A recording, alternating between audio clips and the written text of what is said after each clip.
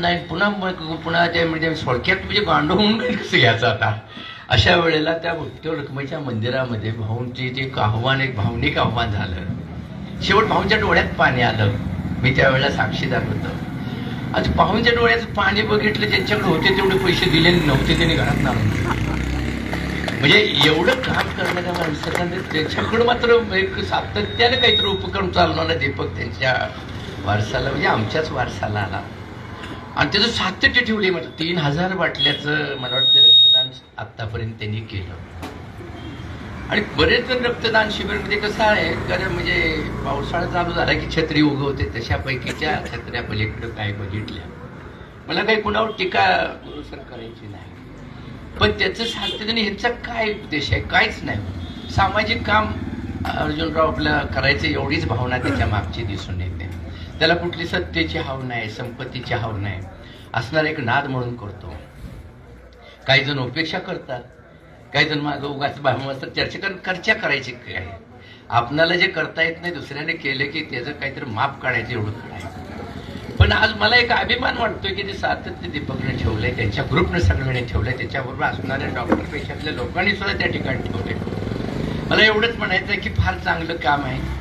ते सातत्यानं कुठल्याही पक्षाचं, पार्टीचं, जातीचं, भागाचं, विभागाचं काही नाही. यात सातत्य त्यांनी कायम ठेवत राहावं.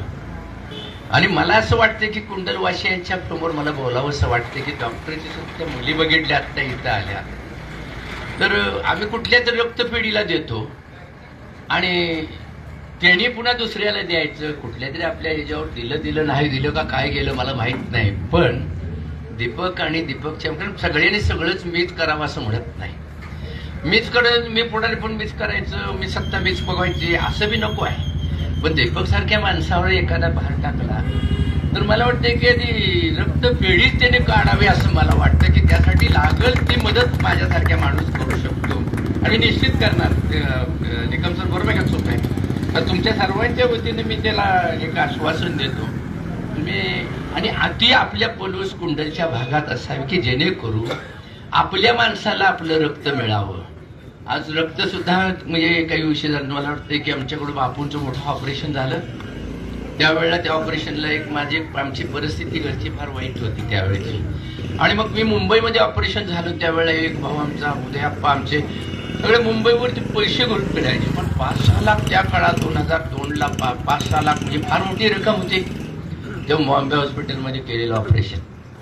आणि आमचे वकील काका काय म्हणजे रेअर ग्रुप होता त्यांचा बापूचा आणि त्या ग्रुप वकील काका त्यांचं काही ठिकाणी जे ओळख होती त्यांनी रक्त गोळा करत राहायचे. ही त्यांच्यावरची वेळ मी बघितली स्वतः. आणि ते आमच्या माणसावर तिथं मुंबईमध्ये आली. इथल्या माणसावर येऊ नये, देशाचं राहू दे, जगाचं राहू दे, पण आपल्या भागाचं त्यांनी बघावं आणि त्यासाठी जो प्रयत्न करावा. त्यासाठी जरूर चंद्रबापू आपण सगळ्यांनी म्हणून मदत करूया पाहिजे. आणि तो एक भार त्यांच्यावर टाक्या, त्यांच्या सगळ्या टीमवर टाक्या आणि आम्ही फक्त तुमच्याकडे मागं तुमच्या उभा राहायचं काम करू. तेवढे करावं. कारण आत्ताच्या पनीरचे केलेल्या कामातलं त्यांचं काही काम उपक्रम अतिशय चांगले आहेत. मी तर नेहमी म्हणत असतो की बापू सर्व उपक्रम राबवायचे. अर्जुनराव बरोबर का त्यातले सगळे विपरीत आता दीपक आमचा राबवतो. त्याला माझ्या पूर्णपणे शुभेच्छा आहेत. त्या ग्रुपला माझ्या शुभेच्छा आहेत. त्यांनी ह्या पद्धतीनं काम सातत्य ठेवावं, करावं अशा पद्धतीची अपेक्षा आणि शुभेच्छा देतो.